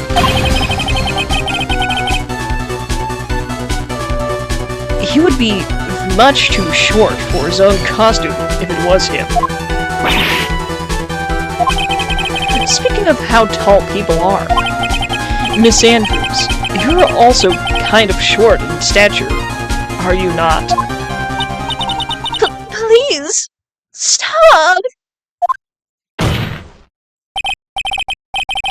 Well, how about it, Miss Andrews? I've got her this time. Miss Andrews? I refuse to testify. What was that? There's a law. It says I can't be forced to testify about something if it can't incriminate me. Yes. You're absolutely correct, Miss Andrews. The law does provide us with the way to avoid self-incrimination by allowing a witness to not testify in this if the testimony can cause damage to themselves. What? Pleading the fifth is not something most people would think to do on the spot. Actually, thinking back to yesterday in Mr. Unguard's room. Agent Andrews! Yes? Think hard about what we just discussed. Understood? Alright.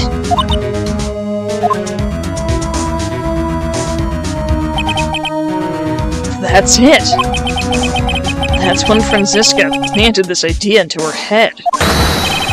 She must have told Miss Andrews not to testify if things look bad. You did a good job proving everything up to this point, Phoenix. But there's still one thing you haven't done. Something I haven't done? What's wrong, Wright? Are you finished already? Run out of evidence. What is so humorous, Mr. Edgeworth?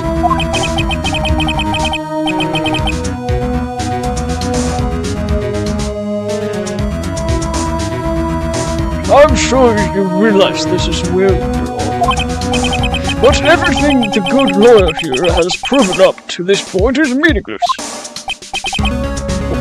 What? Everything you have proven is circumstantial. Circumstantial? Yes, circumstantial. You have yet to provide a single piece of definitive proof. Proof that Miss Andrews did, in fact, harbor a wish to murder Mr. Corder.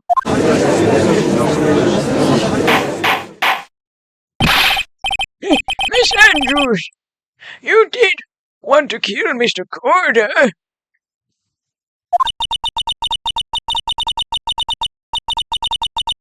I believe this may lead to me incriminating myself, so I will abstain from answering. But Miss Andrews, if you do that, it would be the same as admitting your guilt. Do you think? Don't you think? Maybe so, or maybe not. There is nothing to prove it either way. Besides, you don't even know what crime I would be guilty of due to my silence. No! She's taking that defiant attitude again. Mia, what should we do? Somehow we've landed in the worst possible situation. I think we've reached a certain conclusion at this point in time. Miss Adrian Andrews has refused to testify, and the defense theory that she is the actual murderer. That the actual murderer has not been fully substantiated with solid definitive proof. But that's not true. In this situation, there's only one thing this court can do, and that is to declare a recess. Recess? And request that both the prosecution and the defense look further into this matter. And at tomorrow's trial... Tomorrow? We don't have tomorrow. If we don't get a not guilty verdict today, then... Hold it! Please wait, Your Honor. That's not necessary. The trial... Please continue the trial! What are you sweating for? Your client is getting one more day to live, isn't he? That's not it. This isn't about that. Edgeworth, I know you know who the real killer is. Please, let the trial continue. Please, let the trial continue. If I don't get the verdict, then Maya...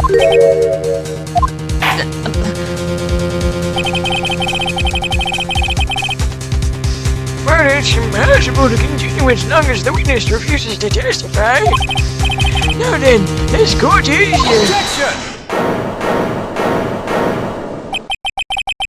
It is not impossible for this trial to continue. Mr. Edgeworth! What are you? It's true Miss Andrews holds the right against herself. Against self-incrimination. However, if the topic of conversation was something unrelated to whatever she may be guilty of, then she has no right to withhold testimony. Yes, that is very true, but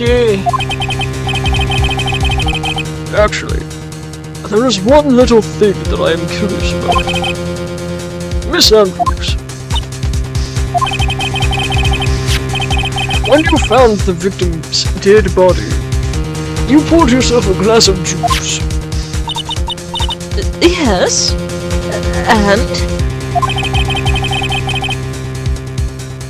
I can't help but think how unnatural that is. Usually when one finds a body, they were shaken up, not stirring a glass of juice. So my actions were unusual. But I've already... Before you speak, I want to state that if you have a reason behind your actions, I would like you to testify to that effect. testify?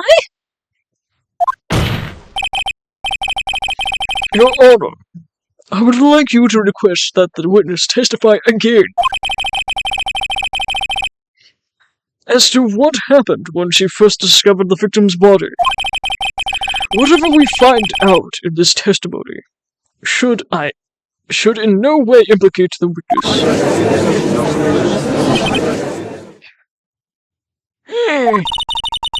I don't know what it is about Edgeworth today, but I can't get a good read off of him. Is he friend or foe? I just don't know.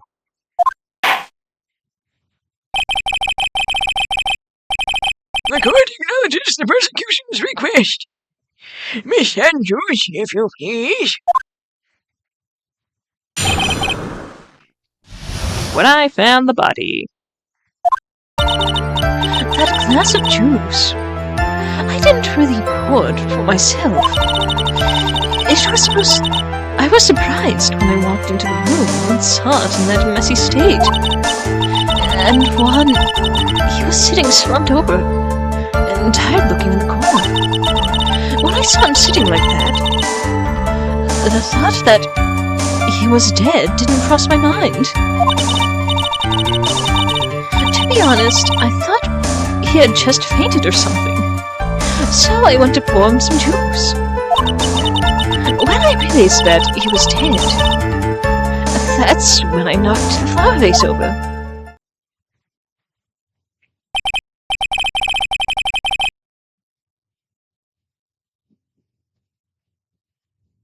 Hey, so you poured that glass of juice for the victim. Why didn't you say so in your earlier testimony? I didn't think I needed to include something so trivial. Phoenix, please be careful here. If you can't find anything wrong with his testimony, then there's nothing left. I know. Edgeworth. What in the heck is going on in that brain of yours? Now then, Mr. Wright, you may begin your cross-examination.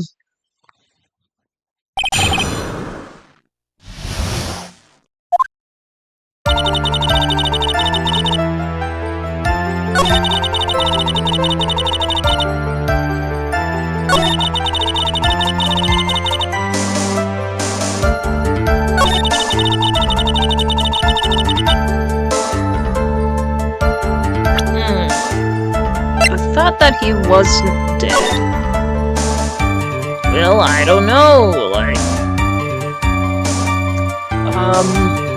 looks like he was kind of strangled. The fact that there's a knife in his shoulder, chest area. Objection!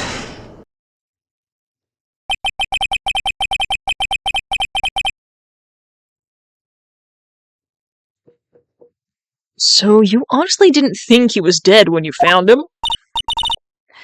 No, not at all. Even though this is what you saw when you discovered the body?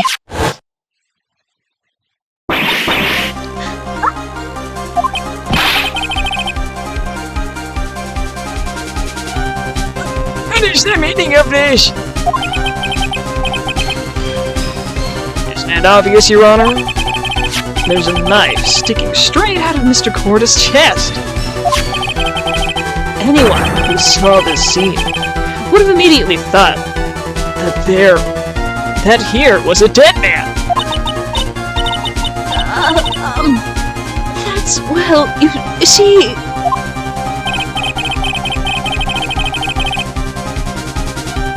I doubt a single person in the world would mistake this for someone who fainted. And then, so nonchalantly go pour something to drink. Yeah, boy, Jace. Miss Andrews, your testimony just now, it was all one giant lie. And your lie has proven one thing very clearly. That you are the real killer.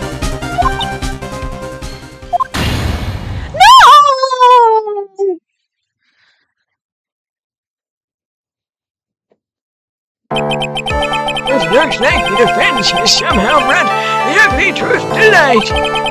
The defendant, Mr. Matt Ungod, is not guilty after all. That's impossible. You're wrong. Hey, Miss Andrews, try to have some composure. It wasn't me. It wasn't me, I tell you. It was Matt. I swear it. He's the one that killed Ron. But you were the one who refused to testify. And your reason for not doing so was that you might end up incriminating yourself. That's because... Miss Andrews, I will give you one last chance. What exactly are you hiding that may incriminate you? I refuse to testify. Dang. Double pleading the fifth. Then there is no need for this court to continue any further. Mr. Matt Ungod, Mr. Matt Ungod's innocence has been clearly demonstrated. It's over? Have we found the truth at last? What's wrong, Phoenix? Usually the real killer confesses his or her guilt. And now that I think about it, this is the first time someone hasn't. Oh, then, I would like to hand down my verdict for Mr. Matt Ungod. Objection! Your Honor, the prosecution feels that it would be premature to pass down a verdict at this time. Well? The reason is quite simple. This witness has yet to speak the absolute real truth.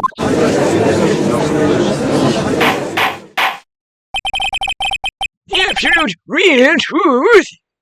What are you? Witness, don't you understand yet?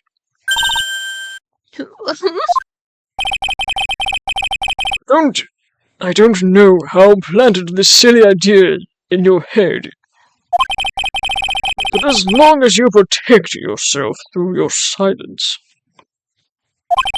Matt Ungard will go free, and in his place,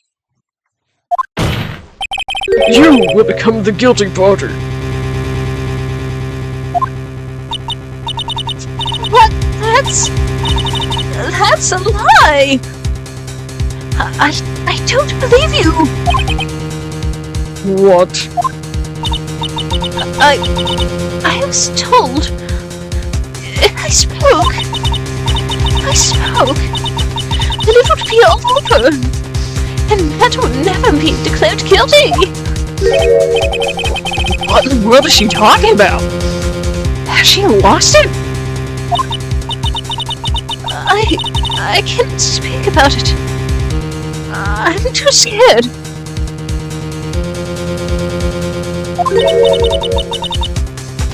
It's Francis... It's Franziska von Karma.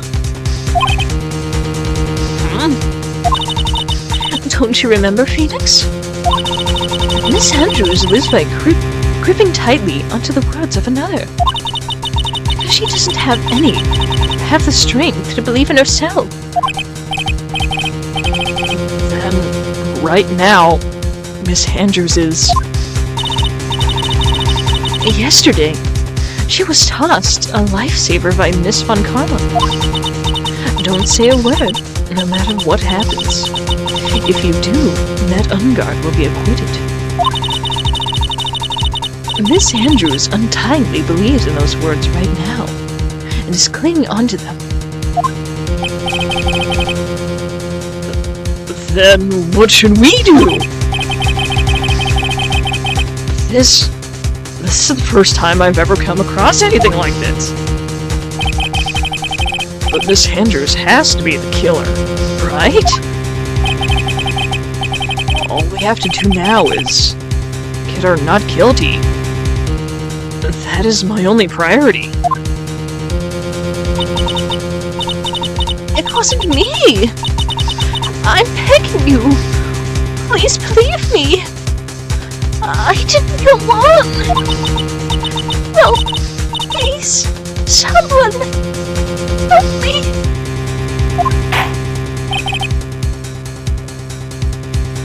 Mr. Wright! Yes, Your Honor? The court can't continue on like this. Therefore, I'd like to hear what you intend to do. What I intend to do? What am I supposed to do? What am I supposed to say? Right, I suggest you think very carefully about this. Think about what this witness did and what she did not do.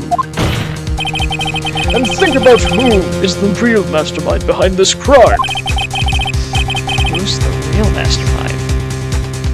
Isn't that obvious? There's no one else it could be, except the woman crying over there. Right? Come now, what will you do? What kind of man are you, Mr. Phoenix Wright?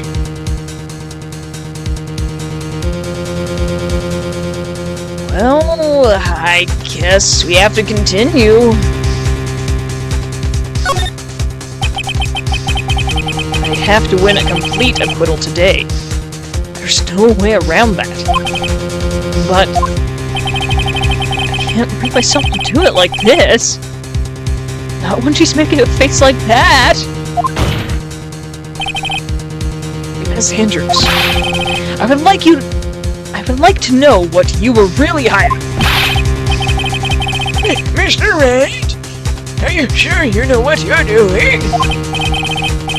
Sure, Mr. Ungard would get an acquittal, but in his place, he would be found guilty. Is this how you really want this trial to end? Be quiet! How dare you! You're tricking me! That's enough! I commend you for trying, Mr. Edgeworth. However, it is clear that the defense's theory is the truth. You're wrong!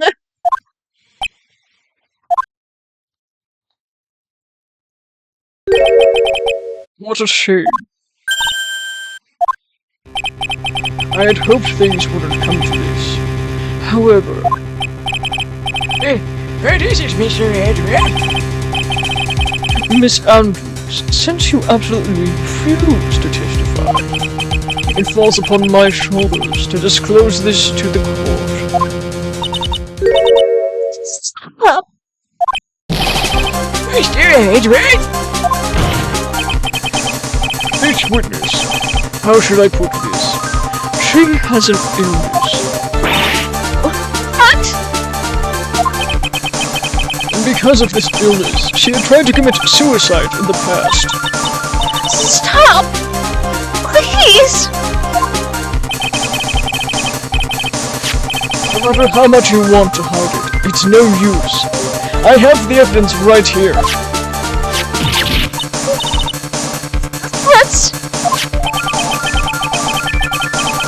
That's the second part, the suicide report. The attempted suicide report. What will you do now, Beatrice? You know what I am about to do to you. You will now reveal to the court the true nature of the pitiful woman known as Adrian Andrews. Secret of her dependent nature. Having other people know about it scares her more than anything else in the world. Please! Please stop! I beg you! If people find out...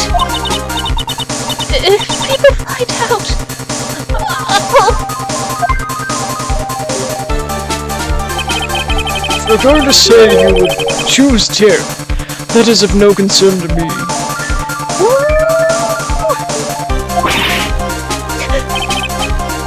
Edgeworth, how can you be so cold?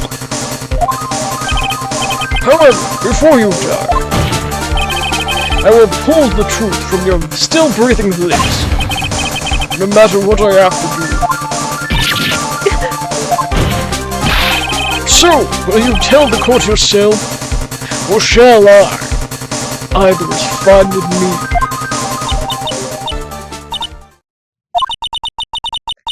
I'll talk, but please, help me.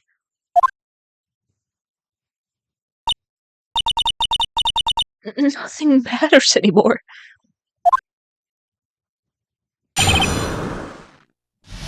My crime. When I first saw him, I really thought he had fainted. Honestly. I realized he was dead. That was when I formulated my plan. Once I made sure there was no one in the hallway, I made a dash back to Matt's room. And then I stabbed one's dead body with a knife and ripped off the button. Just when I finished and was returning to Matt's room, I had a bit of an inconvenience. And that's why I ended up using the nickel samurai costume. Stabbed the body with a knife? But why would you do that? Isn't it obvious? To pin the blame on a certain person. A certain cowardly man. What do you mean by all this? It might take this court a little while to understand, but... this is the truth. The real killer's Matt. That scumbag of a man. I'll never forgive him. He's trying to escape his guilt again. Just like last time. Last time? So, Miss Andrews stabbed the victim in one corner, in the chest with the knife. However, she did not do it with murder in mind. She did it with the intent of framing Matt Ungard for the murder. And this is her crime. What? How is this possible? I mean, wasn't Miss Andrews supposed to be the real murderer? Mr. Wright, please get over your stock and commence the cross-examination.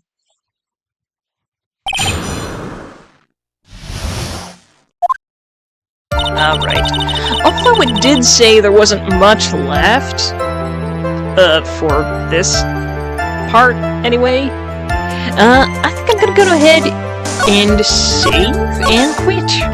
Stop here. And get back to it next time. Alright. Well, let us head on to the crypt. Well, that definitely was a twist. Alright. Well, let me see who there is to read.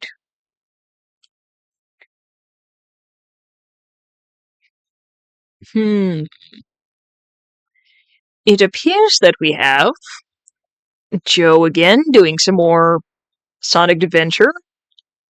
And we also have Zolotl VT playing some Ravenfall. So let me go ahead and set up a poll, and we can choose between who we want to raid.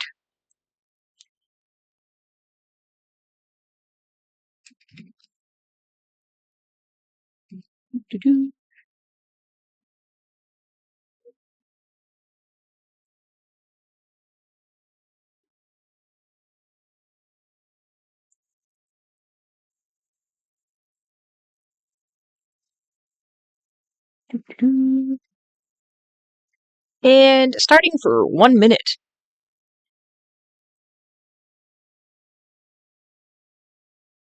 Vote now! Who are we raiding?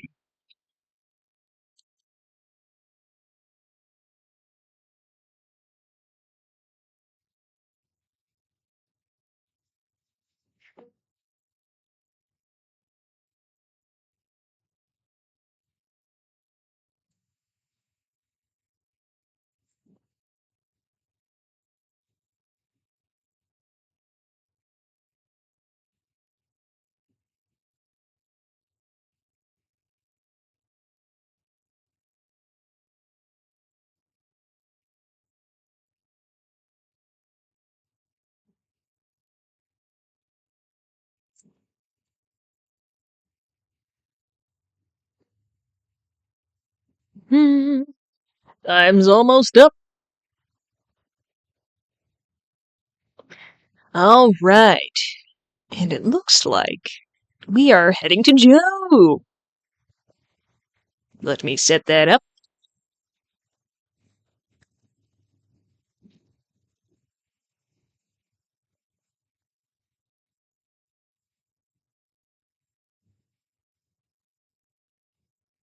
Alright. Well, that being said, thank you guys, and we'll see all of you next time.